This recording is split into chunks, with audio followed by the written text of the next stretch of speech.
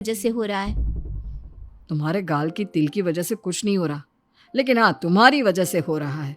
तुम इस घर में लक्ष्मी का रूप लेकर आई हो। सब बात ठीक है राज, लेकिन मैं माँ से और झूठ नहीं बोल सकती। मैं कल ही उन्हें सब कुछ सच सच बता दूंगी। नहीं रोशनी, अभी हम कुछ नहीं बता सकते। अभी हमारी शादी को ज्यादा दिन भी नहीं हुए। तुम माँ के दिल में अपने लिए थोड़ी और जगह बना लो, उसके बाद में पक्का मैं ही माँ को सब कुछ बता दूंगा। इस तरह से दिन गुजरने लगते हैं और शकुंतला के घर में खुशियों का आना लगा रहता है। शकुंतला अपनी बहू से बहुत प्यार करने लगी थी। एक दिन शकुंतला रोशनी के कमरे में गई। बहू, ओ बहू, कहाँ है तू? माँ मैं बाथरूम में हूँ, नहा रही हूँ। अरे देख तो मैं तेरे लिए क्या लाई हूँ, जल्दी बाहर आ। अब मैं क्या करूँ? मेरे पास तो काजल भी नहीं है, अब चेहरे पर क्या लगाऊं? राज तुमने अच्छा फंसाया मुझे। माँ आप अपने कमरे में जाइए, मुझे नहाने में थोड़ा टाइम लगेगा। मैं खुद आपके कमरे में आ जाऊंगी। नहीं बहू, तू जल्दी से निकल कर आ, मैं यहीं बैठी हूँ तेरे कमरे में।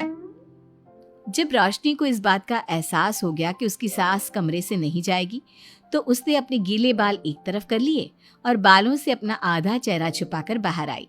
बहू, नहा ली तुम? देखो, मैं तुम्हारे लिए नई साड़ी और गहने लाई हूँ।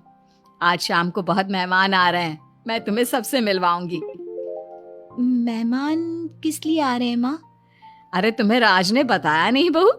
हमारी कंपनी इस साल नंबर 1 की पोजीशन पर पहुंच गई है और ये सब तेरी वजह से हुआ है। चलो मैं चलती हूँ, मुझे शाम की बहुत सारी तैयारी भी तो करनी है।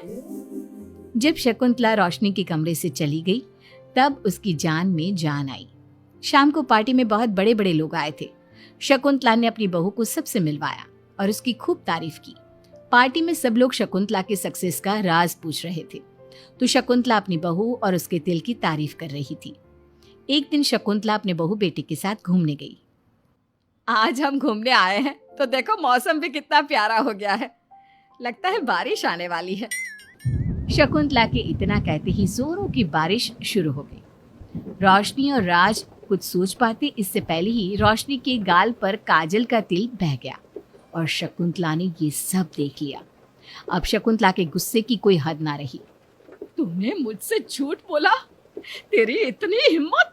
कल वही मैंने तुझे इतना प्यार किया, तुझे अपने बेटे से ज्यादा ममता दी, और तूने मेरे साथ विश्वासघात किया।